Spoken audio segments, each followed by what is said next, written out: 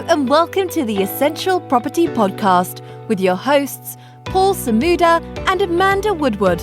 With 45 years of combined experience in the world of property buying, selling, investing and developing, they are here to share with you their knowledge in the Stoke-on-Trent, Newcastle-under-Lyme and Crewe property market. Let's get started.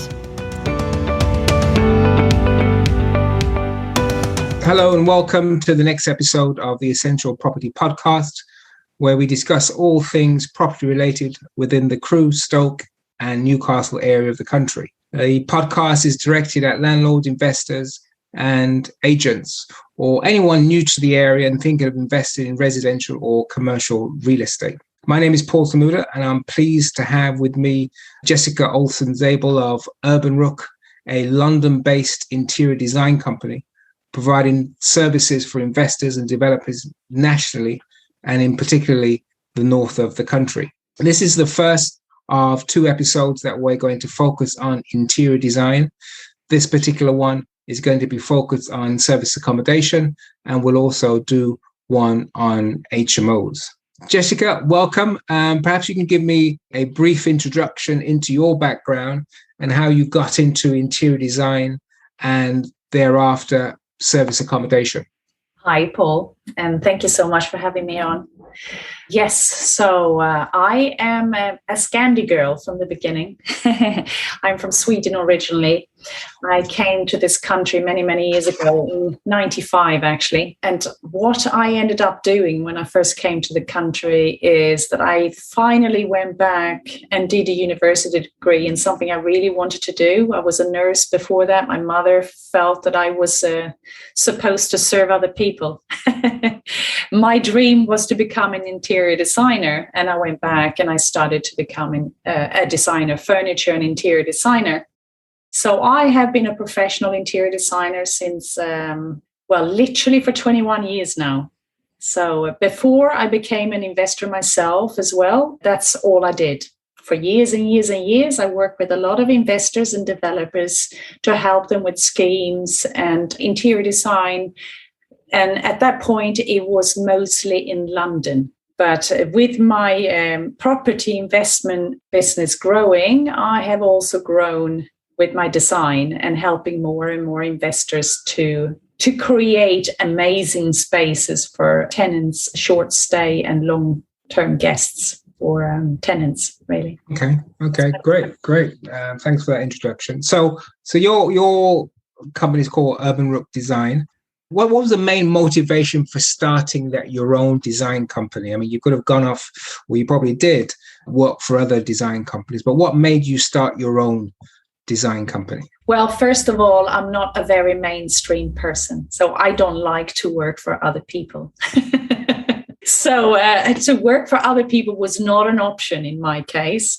I have always worked on my own. I have worked for other people. That's not necessarily true, but it has always been as pretty much self-employed with other people, so to speak. So I work for furniture companies and done displays and I have done advertisement campaigns and so on, room sets and that sort, and design directing within a glass furniture company.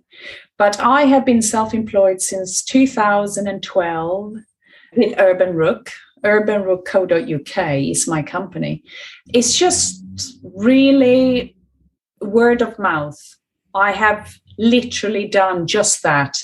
I do one project and I get recommended for another one, and it all works like that. And I work repeatedly with the same investors as well, you know. Well, I think it's always said that the best type of advertising is always referral and word of mouth. So that's brilliant. So, I mean, for our listeners, service accommodation is relatively new to the UK and certainly more specifically to Stoke and Crewe. Whilst I know you're not necessarily focusing on Stoke and Crewe in terms of what we're talking about today, but obviously when it comes to design, that's universal for all projects, be it small or large, SA, HMO, or whatever the project may be. In terms of the SA market, I think the SA market, in terms of some of the training that goes on out there, is probably no more than 6 or 7 years old in any sort of intense way for investors. What attracted you to the SA market? Were you doing some of that before, sort of guest houses, apartments, or was it on the back of investors saying, you know what, I want to do something slightly different, I want a better yield, let me go into service accommodation space? Right. Yes. So my second passion growing up was tourism. Right. I loved hotels, and I loved tourism and accommodation and so on. So again, it's a sector that really interested me. So when I went into property investment myself, it was one of the things I decided very early on that I was going to do, whether that was popular or not. So again, I went my own way, and I ended up doing, before I even purchased my own properties, I started working very much with investors that wanted to do the SA sort of style and accommodations and so on, short let. And a lot of them were corporate lets. And that's literally how I got into it. And being a hands-on girl, I was on site a lot. I'm used to working with builders and working around builders and very tight deadlines and so on. It worked a treat, and investors really enjoyed having me on board and felt that they could hand over a key, so to speak, and let me do my thing. Okay, brilliant. I know that for some of the hardened property investors, one of the first thing they have to come to terms with if they're going to pivot towards SA is that SA is not the property business. SA is the hospitality business. Yeah. And there's a completely different mindset in terms of having an HMO or buy-to-let versus having a service accommodation unit or units in a building, let's say. So I know that you have your own properties. I know that you have design stuff. I mean, I've seen some of the designs and they're, pretty amazing. You bring in bespoke pieces where it makes sense to do so. In terms of some of the projects, we're in Stoke-on-Crewe. The average property price in Stoke-on-Crewe for a 2-bedroom runs from 70,000 up to 150,000, depending on where in Stoke you are. Crewe, a little bit higher than that. There aren't huge SA operators in either of those areas. It's an emerging market, and some are doing apartments. So a lot of our local investors are pretty limited on their budgets. So I want to talk a little bit about, in terms of why anyone as an investor should employ a interior designer, and what sort of budget they should put aside if they have a 1-bedroom, a 2-bedroom, or a larger, maybe multi-apartment unit. Can you give some idea to that? Yeah, sure. So I always work on a very sort of one-to-one basis, depending on the project, because some investors have furniture already, or they have a supplier they want to use, or they have X, Y, and Z already. So it's very hard to set a price. This is exactly how much it is. And also, everyone has different budgets. So I know that the area that we are talking about right now, high end, where you're spending thousands upon thousands, is not necessarily the right format for that area, right? So one has to take in consideration, who are we speaking for, or who's coming to stay in these places, right?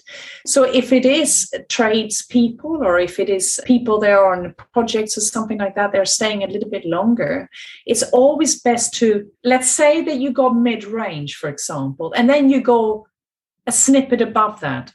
That's what you get from a design flair, right? Using a designer means that you will get the best unit in that area, and you will pick up the people that want to live in a decent place and not just a bed and a desk.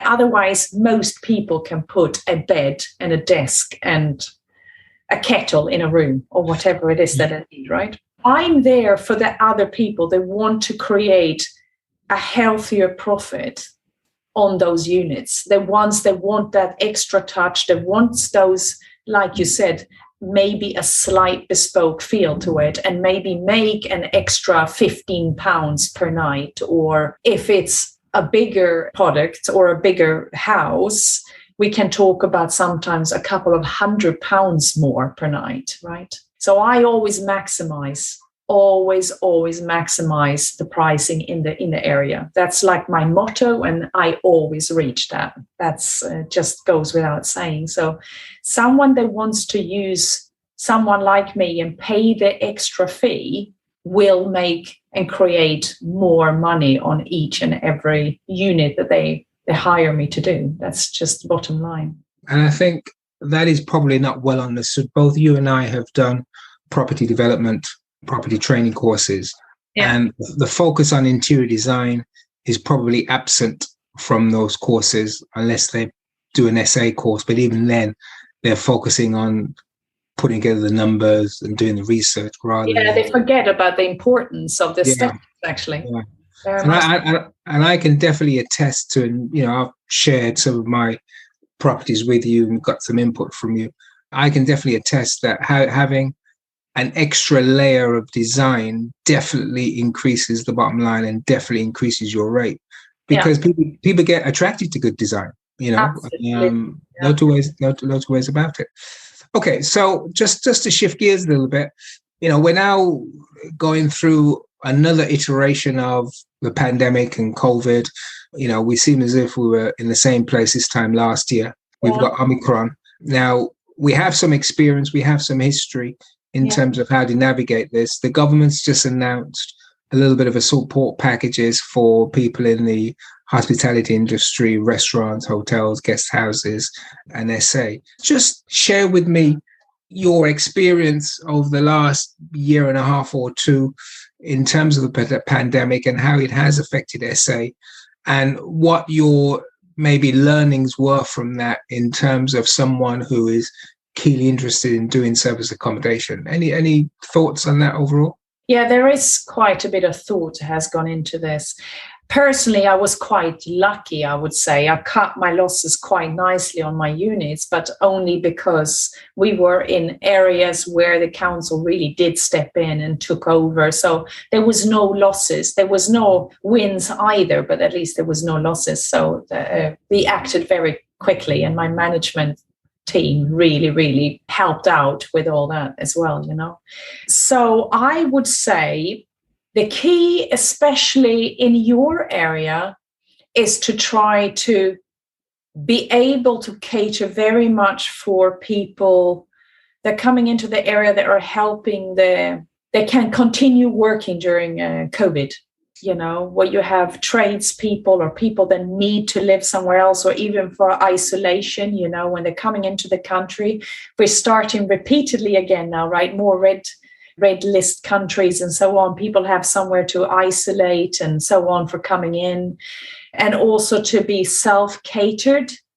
Those units seems to go much better than just room serviced accommodation and so on, where you can actually take care of yourself without having to share space with other people, right? So it is a risky business, by the way, in a COVID scenario. It is definitely the riskier one. On the other hand, I'm not too sure. I have people that do work with buy-to-lets and so on, and they have had a lot of tenants that don't pay the rents. So I'm not too sure if that actually, I have one lady that has done really well for herself, and she almost gone under the last year and a half, like literally almost gone under. And she was a very wealthy lady, and she had buy-to-let portfolio because so many people stopped paying rents.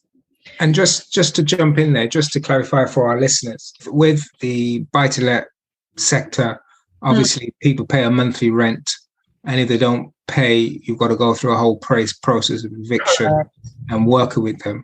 And service accommodation, people pay you in advance. Correct.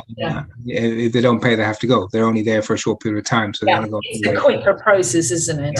Yeah. Because you don't have an AST and you have a short let contract, it's very different. And again, another thing I would recommend with people that are getting into the SA is to have really good management that do check the people and have all the checks in place before you allow.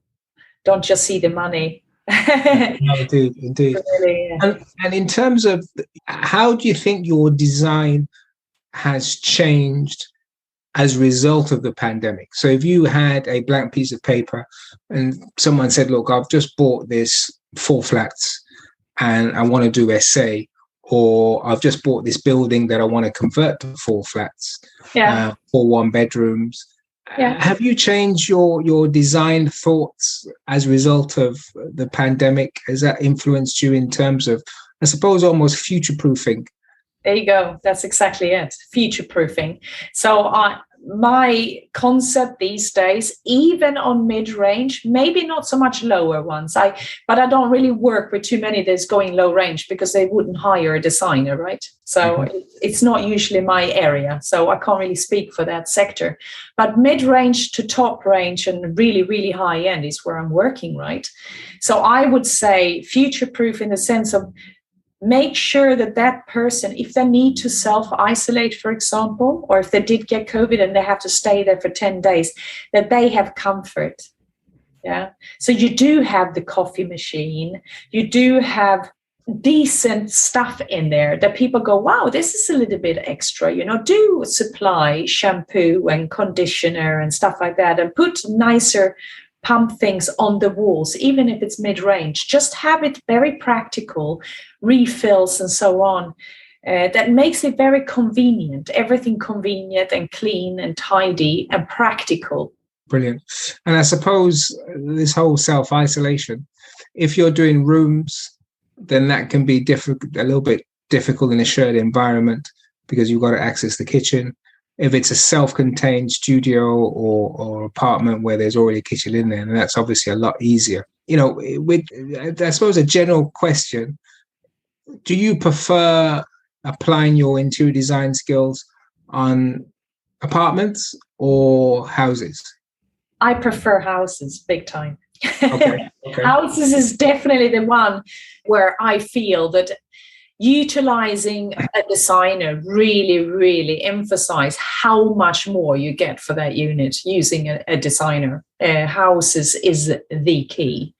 We do rooms as well. And what we usually do now, again, to make them as self-catering as possible, is that we put in what we would consider serving stations. So there is a mini fridge, and there is also a kettle, and there is, so you can actually warm up a meal quickly, so a little microwave, but there is no cooking, there is no sink and so on. But we do put that in to make it slightly more convenient, and that people can come in with their takeaway and still sort of sit in a room. So there will be a chair or a little armchair and a little table or something, so you can plonk yourself there and watch a bit of telly and still eat a takeaway or heat up already made meal from a grocery store and so on. So yeah, I mean that's great. I think when investors come into Stoke or Crewe, they look at buy-to-lets, they look at HMOs, and they talk about SA. We've been receiving a number of calls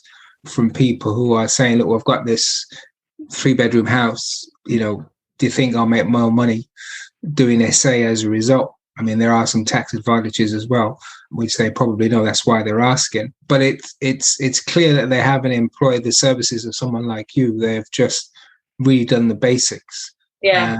And they could be good basics and they could be bad basics. Yeah, a lot of times bad ones, unfortunately. Yeah, no, absolutely. So, yeah. So to give an idea, if an investor bought a property and they budgeted something like, it was just a buy-to-let, and they budgeted, let's say, £20,000 for a refurb, what would they? And they said, maybe we should look at SA. Yeah. How much extra? Because obviously now they're furnishing it. As buy-to-let, you don't have to furnish it, but now they're furnishing it. Yeah. But in terms of a simple investor, can you give some sort of indication how much extra they would budget?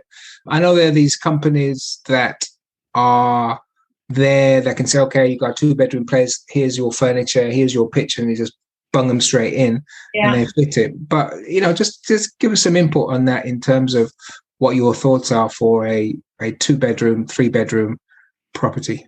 Yeah. So let's take a 2-bedroom, because that's an easy one to sort of work with. So if you have a 2-bedroom and you have renovated for 20,000, you have involved me to choose colors and things for you, and maybe blinds and so on, and I also help and guide along the way the project, preferably, so they can we have a lot of times I work with my clients casually sending back and forth via WhatsApp group, right? So it's, yes, we are here now. What do you think? Does this work? Or do you feel this is okay? So they can get a bit of opinions and things from me along the way. And then when we start furnish it, again, I ask my clients always, budget, first of all. How much do you expect to get from this? Have you done your due diligence in the area? How much can you get? Let's say that they say, yes, it's £80 a night. I always assume that we will make a minimum of £20 more per night. Okay. Right? That is the bare, I always, and then of course, sometimes it goes down to 15, but £20 is sort of like where you should be with a designer. More. Okay. For that unit, right, per night. And that's quite a good uplift. I mean, if you're at 80 and with a good design, you can elevate that to £100 a night. I mean, that's quite significant when you work it over a year. Yeah. And also, I usually, if they are new to SA, I usually advise them to not do one night stays. That's another one where you save an awful lot of money. Sure. Even 3 nights, don't even do 2. But it depends on the area. You can never say that that's the general rule to always do 3+, because in some areas that doesn't work, but never one night. I just don't deal with one nights because it's a lot of work around SAs. So as a designer, you have to count a couple of grand just for the designer to get you the accessories and to help you maybe choose furniture, even if you want to use a lease company that where you lease the furniture. Well, I usually recommend, if you want to do it that way, I can help you choose from your chosen lease company. I can do the packs for you. I can talk to them straight, or I can do it via my providers. So I'm a furniture supplier as well, right? Or we can do bits and bobs. We can do a little bit from Marketplace, and we can do a little bit from that, depending on the budget, right? Marketplace is a great place to find a little bit of that used feel, where it's not just look like a showroom, where you're feeling like a little bit more like a home and so on. And we work a lot with Marketplace, actually. Marketplace. I don't know Marketplace. Who are they? What's the Marketplace is Facebook's selling page. Okay. So just buying bits from. So I find bits in the area. I search for pieces, but that really can only work if I work with an investor that has either a builder that can drive around and pick things up. Sure. Along the way, or if the investor is willing to do this, to either cut cost or wanting to have that special one. Because if it's further away, I don't have that service where I can sort out to go and fetch these things. I am there to set up on the day, and I will go and work really long hours. I will bring an assistant and I will do all the stuff around it. But a couple of grand from my service for a 2-bed, plus all the furniture and the accessories, is what we're looking at. I mean that's very, very reasonable. And given the quality of the work that I've seen, I think that for any investor is a worthwhile investment if they're considering service accommodation without a shadow of a doubt. In terms of when you're advising people, you touched on it just now. Do you talk a little bit about the marketing that they need to do, or the little bit of research they need to do in the area? Is that something that you do as a matter of course because you're a property investor yourself, or is that an addition to your design service if you want to do a little bit? The last thing I want is other people to go down in a hole, the first or the second property they're doing out there, you know. So I'm always listening out and trying to guide people to do it properly and to do their due diligence before and find out the price. And also a lot of times I almost give them a bit of homework. X, Y, and Z, do this one for me. So we get this right. I don't do the research in my price. That's an extra service. If they wanted me to find out the pricing and so on, that's an extra service. But it's not in my pricing as such, my general pricing. So, but I will give them a list to what they need to figure out themselves and how to do it.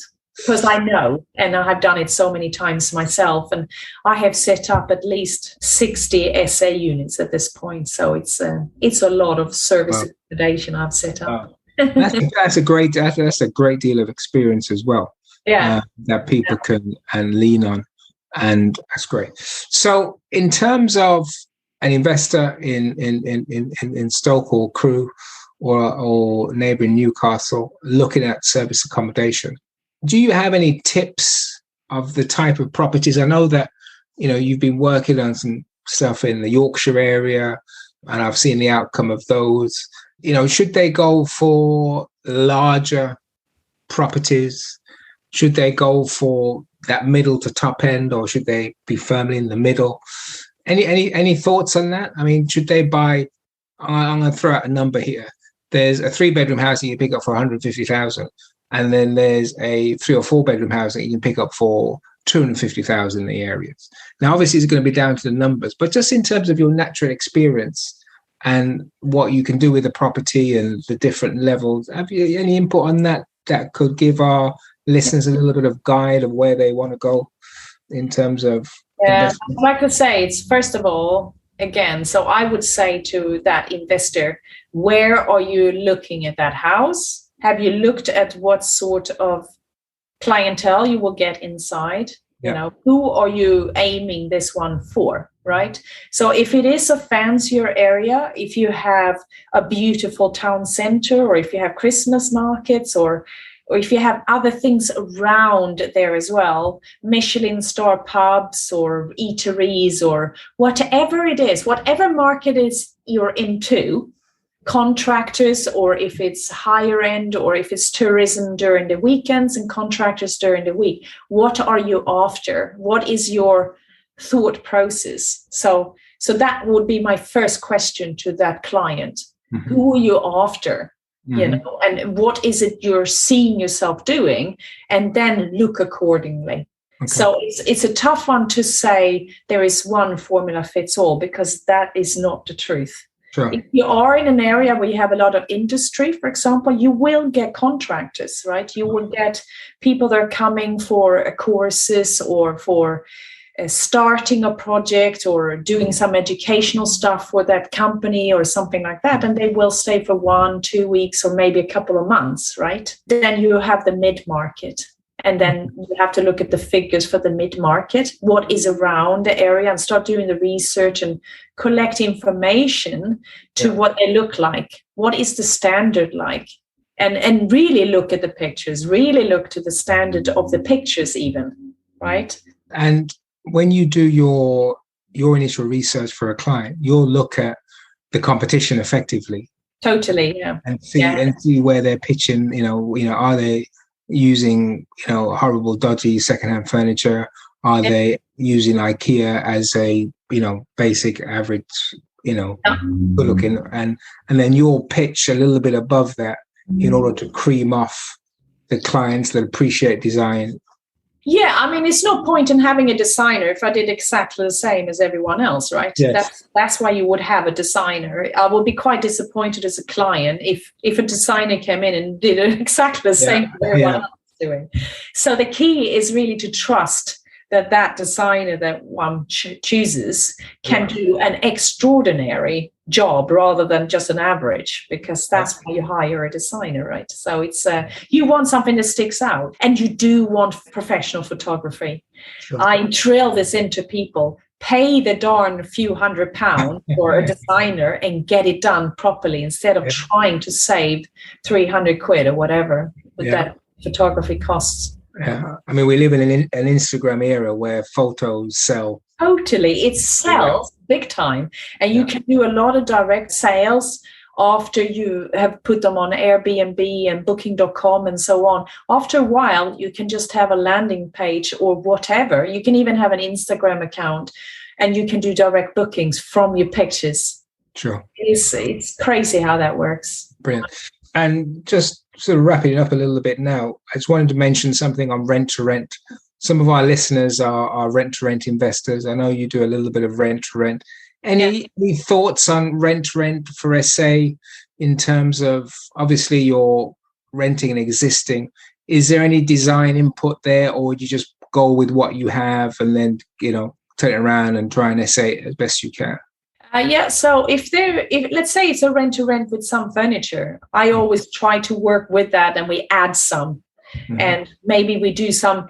I I usually work with my clients stating that do spend the money on changing some colors and lampshades and add a little bit of oomph, and don't get too scared of not changing anything because it's not yours, because it will pay back.